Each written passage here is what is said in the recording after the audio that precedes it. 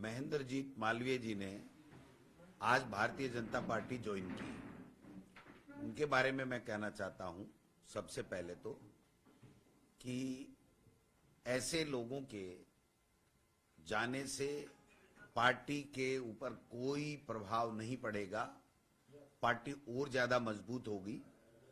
और पार्टी मजबूत होने की वजह यह है कि पिछली दफा जब विधानसभा के चुनाव थे तो महेंद्रजीत मालवीय जी जीते थे, बाकी के सारे लोग वहां से उस जिले में हारे थे। जब हम लोग 21 आए थे तब भी इनकी शिकायतें हुई थी कि इन्होंने दूसरे लोगों को हराया। फिर इन्होंने स्पष्टीकरण देकर के आश्वस्त किया था कि मैं भविष्य में इस तरह की बात नहीं करूंगा। अब की बार भी इन्होंने स्वयं के अलावा सबको हराने के लिए काम किया वहां अपने जिले में और अपने संसदीय क्षेत्र में। लेकिन नीनामा जी, रमीला खड़िया जी, हमारे गोगरा जी और अर्जुन बामनिया जी वो चुनाव जीत करके आ गए।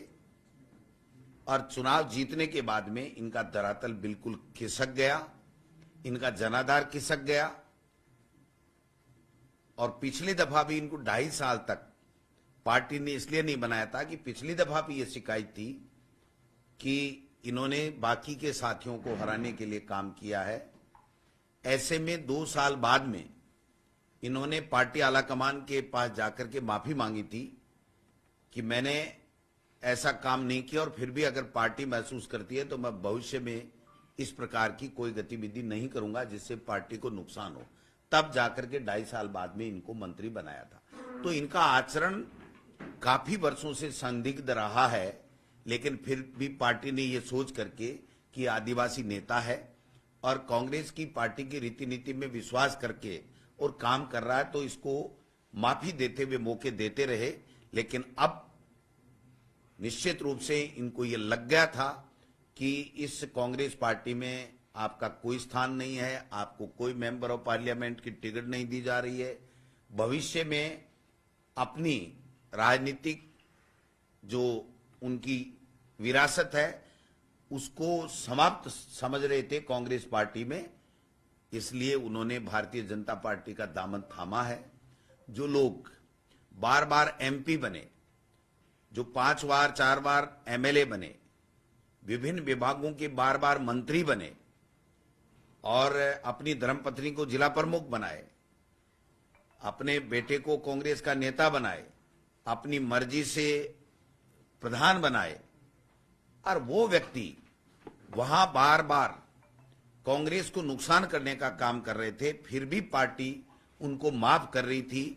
और ये मान के कि आदिवासी नेता है इसलिए इनको सीडब्ल्यूसी मेंबर बनाया। और सीडब्ल्यूसी मेंबर बनाया तब भी इन्होंने कहा था कि कांग्रेस पार्टी मेरी मां है, मैं कांग्रेस पार्टी के साथ कभी गद्दारी नहीं करूंगा। लेकिन मैं समझता हूं कि अपने अस्तित्व को बचाने की कुचेष्टा में इन्होंने एक जो ये आज भारतीय जनता पार्टी की ज्वाइनिंग का काम किया है। और जब ज्वाइनिंग की समय ये कहना कि कांग्रेस पार्टी राम मंदिर में नहीं गई, उसका विरोध किया, कांग्रेस पार्टी ने कभी राम मंदिर का विरोध नहीं किया। कांग्रेस पार्टी एक ऐसी पार्टी है जिसके नेता आदरणीय राजीव गांधी जी ने सुप्रीम कोर्ट से में देकर के सबसे सहमति बनवाई थी और सुप्रीम कोर्ट के आदेश से ये राम मंदिर बना है। और उसमें कभी भी कांग्रेस पार्टी ने कभी नहीं कहा कि कोई व्यक्ति राम मंदिर में अयोध्या नहीं जाएगा। मैं समझता हूं कि ये एक बहाना बना करके उन्होंने भारतीय जनता पार्टी में गए हैं।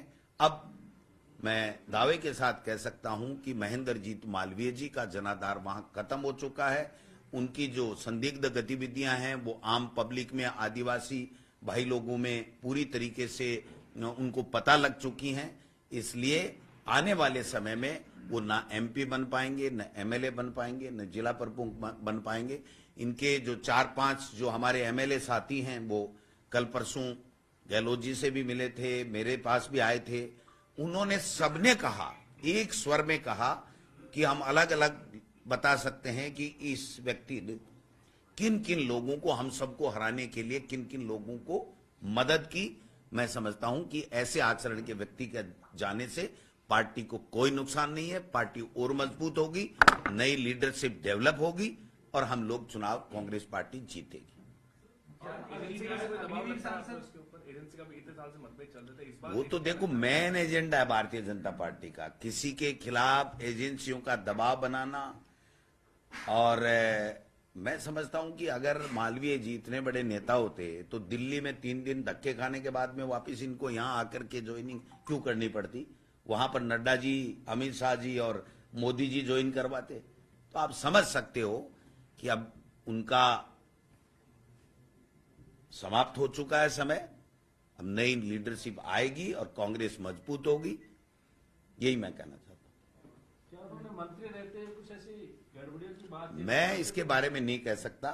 ये तो अगर भारतीय जनता पार्टी जैसे कहती है कि हम पिछले 5 सालों के कार्यकालों की जांच कराएंगे, अगर इनकी भी कराती है तो हम समझेंगे कि भारतीय जनता पार्टी की कथनी और करनी एक है। अगर नहीं कराती है, मैं तो नहीं कहता गड़बड़ की होगी, हमारी सरकार में मेरी नजर में किसी प्रकार की कोई गड़बड़ी नहीं की, पारदर्शिता के साथ में काम किए हैं। इसलिए मैं ये आरोप नहीं लगाता कि मालवीय जी ने कोई गड़बड़ की होगी। बट मैं भारतीय जनता पार्टी को ये जरूर कहना चाहता हूं कि क्या आपके विपक्ष में जब रहते हैं तो सब चोर होते हैं, और ऐसी कौन सी वॉशिंग मशीन है कि आपके पास जाते ही सारे दूध के दूल्हे और एकदम ईमानदार हो जाते हैं? तो वो देखते हैं, क्योंकि भारतीय जनता पार्टी के मुख्यमंत्री जी ने और तमाम नेताओं ने यह कहा कि हम पिछले 5 साल के कार्य जो काल था उसमें जितने भी हैं उनकी सबकी जांचें कराएंगे। तो अगर वो जांचें कराएंगे और उसमें क्या पाया जाएगा वो आने वाला समय बताएगा। आज हम इसके ऊपर कोई बात नहीं कर सकते। भाई साहब है ना, पूर्वी राजस्थान को भी साधा जा रहा है बीजेपी ने, और उधर से पश्चिमी राजस्थान को भी साध रहे हैं, इधर से शेखावटी क्षेत्र को भी साध रहे हैं। तो क्या लग रहा है कि लोकसभा चुनाव से पहले बीजेपी और भी कांग्रेसी नेताओं से खुशबू लेगी? मुझे लगता है कि अब वो बीजेपी नहीं रही जो भारतीय जनता पार्टी 2 से लेकर के और आडवाणी जी के नेतृत्व में रथ यात्राएं निकाल करके जनता से वोट लेती थी और जनता का दिल जीत करके अपना जनाधार बढ़ा रही थी। अब भारतीय जनता पार्टी इस प्रकार से हो गई कि ईडी, इनकम टैक्स, सीबीआई का डर दिखाओ और एक वातावरण बनाओ और एक माहौल बनाओ कि देखो कांग्रेस टूट रही है, कांग्रेस खत्म हो रही है, कांग्रेस से सब जा रहे हैं, इसलिए वोट आप हमको दे दो। मैं समझता हूं कि केवल परसेप्शन के लिए ये काम कर रही है, वो इस परसेप्शन बनाने में कामयाब नहीं होंगे। सर एक आखिरी सवाल, मोदी जी ने कहा है कि राजनीति के लिए नहीं, मैं राष्ट्र नीति के लिए निकला हूं, ये भी एक परसेप्शन तो कोई भी हम कौन सी राष्ट्रीय नीति की बात नहीं करते हैं या राष्ट्र के लिए काम नहीं करते हैं। देश का 140 करोड़ की जनता का प्रत्येक व्यक्ति राष्ट्र के निर्माण के लिए काम करता है। मोदी जी कोई अलग से नहीं करते हैं। तो ये कहना, क्योंकि देश का प्रधानमंत्री राष्ट्र के लिए नहीं करे तो किसके लिए करेगा? और आप और हम भी सब राष्ट्र के लिए ही कर रहे हैं भाई साहब। राष्ट्र सबसे आगे है, राष्ट्र के बाद में ही सब चीजें, राजनीति सब चीजें आती हैं। इसलिए इसमें कोई नई बात नहीं है। ये तो 140 करोड़ लोग सब राष्ट्र के लिए काम करते हैं। अच्छा भाई साहब, जो बीजेपी में जा रहे हैं नेता वो ये कह रहे हैं कि कांग्रेस का जो पुराना विजन था, इंदिरा का विजन, राजीव का विजन, लेकिन अब वो विजन खत्म हो चुका है कांग्रेस का। इस तरीके से आरोप लगा रहे हैं वहां जाकर। वो तो उनको बेचारों को जो पढ़ाया जाता है ना कि ये बोलना, उतना ही बोलते हैं। उनके खुद के विवेक से नहीं बोलते हैं। 100% समाप्त होगी। 100। ये भी बात आ रही है कि 30 से पहले और भी बड़े नेताओं की ज्वाइनिंग होगी, तो क्या ये लोकसभा चुनाव से पहले नहीं, ये काल्पनिक बात है, काल्पनिक बात है। अब ये भी एक खबर आ रही है कि भारतीय जनता पार्टी में लोकसभा चुनाव से पहले या लोकसभा की टिकटों के समय बड़ा भूकंप आएगा और भारतीय जनता पार्टी भी टूट सकती है। तो ये तो खबरें हैं, खबरें सही हैं गलत हैं कोई कुछ नहीं कह सकता। इसलिए इस तरह की खबरों का कोई आधार नहीं है। लेकिन मैं एक बात जरूर, आप जब बैठे ही हो तो मैं कहना चाहता हूं कि मुख्यमंत्री जी ने बनते ही ये कहा था कि अब आज के बाद में कोई पेपर लीक नहीं होगा। तो 2 पेपर लीक, एक तो शेखावाटी यूनिवर्सिटी में था एकेडमिक उसका ग्रेजुएशन का या पीजी का, और एक एनसीसी का अलवर के अंदर पेपर लीक हुआ है। तो 2 पेपर तो बिना प्रतियोगी परीक्षा के ही हो गए। तो प्रतियोगी परीक्षाओं के जब पेपर होंगे तो इनका क्या हाल होगा, ये देखने लायक होगा। राहुल गांधी का दौरा है, राहुल गांधी आएंगे न्याय यात्रा 25 को, क्या क्या रोड में बिल्कुल, जो अभी टेंटेटिव कार्यक्रम भारत जोड़ो न्याय यात्रा का राहुल गांधी जी का बन रहा है, वो 25 तारीख का हमारा अलवर डिस्ट्रिक्ट में वो प्रवेश करेंगे और उसके बाद में शायद 1-2 दिन का ब्रेक होगा और उसके नेक्स्ट डे फिर अलवर शहर से हम शुरू होकर के और फिर आगे दूसरे स्टेट में वहां पर जाएंगे। तो हम इस तैयारी के लिए 22 तारीख से मैं, रंधावा जी, टीकाराम जूली जी और तमाम हमारे वरिष्ठ सारे नेता हम लोग यहाँ से दौसा लोकसभा का कार्यक्रम करेंगे, फिर भरतपुर का करेंगे। ऐसे करते करते हम अलवर में जाएंगे और वहाँ पर व्यवस्थाओं को देखेंगे और राहुल गांधी जी का उनकी यात्रा का भारी अच्छे संख्या में लोग आएंगे और स्वागत करेंगे और जो हमारा जो फ्लैग सेरेमनी का जो कार्यक्रम होता है उसको हम लोग करेंगे। हाँ, धौलपुर, अलवर नहीं, सॉरी, धौलपुर, दौसा, भरतपुर और हम ऐसे करके धौलपुर आएंगे। धौलपुर में 25 तारीख को उनका कार्यक्रम होगा और फिर शायद बीच में ब्रेक है कुछ दिन का और उसके बाद में हम धौलपुर शहर से कार्यक्रम शुरू होकर के और फिर दूसरे स्टेट में जाएगा। साहब, लोकसभा की क्या तैयारी है? कब तक कुछ मीटिंग होगी, पैनल वैनल कुछ हो पाएंगे? सब रेडी है साहब, बहुत संख्या में आवेदन आ रहे हैं, लोग उत्साह के साथ में, युवा लोग बाग आ रहे हैं और पूरी तरीके से एक स्क्रीनिंग कमेटी की हमारी एक बैठक हो चुकी है। बाकी भी हम लोग रोजाना डिस्कशन करते हैं, जो वरिष्ठ नेता हैं, कार्यकर्ता हैं, जो एमएलए हैं, एमएलए कैंडिडेट्स हैं, उन सब से, संगठन के लोगों से चर्चा कर रहे हैं और हम तैयार हैं। जब भी स्क्रीनिंग कमेटी हमें दोबारा बुलाएगी हम लोग जाएंगे और जब भी सीईसी होगी तब हम लोग इसको क्लियर करेंगे। युवा चेहरों हाँ, बिल्कुल बिल्कुल बिल्कुल, युवा, ये छंटनी हो रही है तो युवा तो आएंगे ही। अच्छा, प्रदेश भर में प्रदर्शन किया है जी जी, हाँ जी जी, इनकम टैक्स के खिलाफ। जी जी जी। देखिए, ये पहले दिन से ही एक मॉडल इनका गुजरात मॉडल है कि इनकम टैक्स, ईडी, सीबीआई से संवैधानिक संस्थाओं का दुरुपयोग करके डराओ, धमकाओ और क्रेश करो विपक्ष को। मैं समझता हूं कि ये लोकतंत्र की हत्या का प्रयास है। आप देखिए कि किस प्रकार से 2018-19 की कुछ दिन के लिए लेट, मतलब वो रिटर्न फाइल करने में देरी के कारण से 250 करोड़ का और 230 करोड़ का पता नहीं कितना पेनल्टी लगा देना और वो पेनल्टी चलते चलते चलते बाद चलते चलते और अचानक लोकसभा चुनाव के 10 दिन 20 दिन पहले जब आचार संहिता लगने वाली हो तब उनके सारे खातों को फ्रीज कर देना।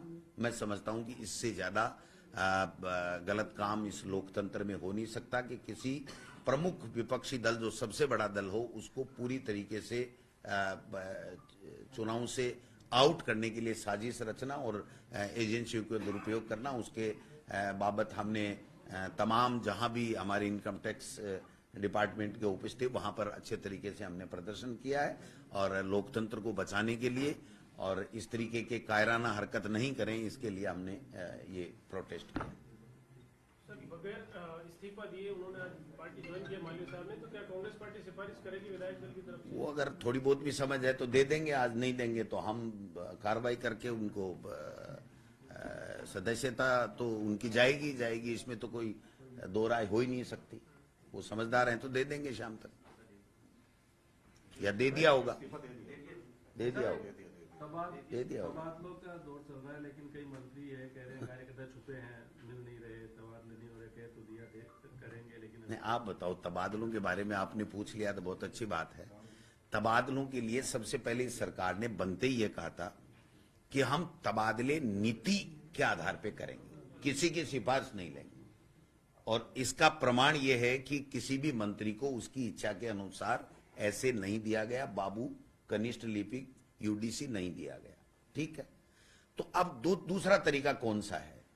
अगर ट्रांसफर खोलें 10 दिन तो वो नीति से करें। नीति 1-2 डिपार्टमेंट को छोड़ करके नीति बनी हुई नहीं है, पुलिस को छोड़ करके कहीं भी किसी डिपार्टमेंट की नीति नहीं है।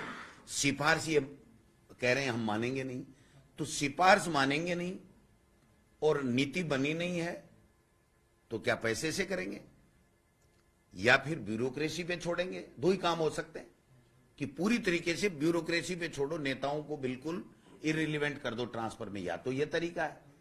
अब कौन सा तरीका अपनाएंगे ये देखने वाली बात है, क्योंकि जब एक बार इन्होंने कह दिया कि हम नीति से स्थानांतरण करेंगे, तो जब तक ये हर डिपार्टमेंट की नीति नहीं बना देते तब तक इनको कायदे से ट्रांसफर खोलने नहीं चाहिए थे। और ट्रांसफर खोले हैं तो अब समझ से परे है कि वो कौन सी नीति इनकी दिल्ली से पर्ची आएगी और कौन सी पर्ची के आधार पे क्या करेंगे, ये तो देखने वाला आने वाला समय बताएगा। अभी हुए नहीं तो हम क्या कह सकते हैं इसके बारे में कि वो किस तरीके से करेंगे। Thank you.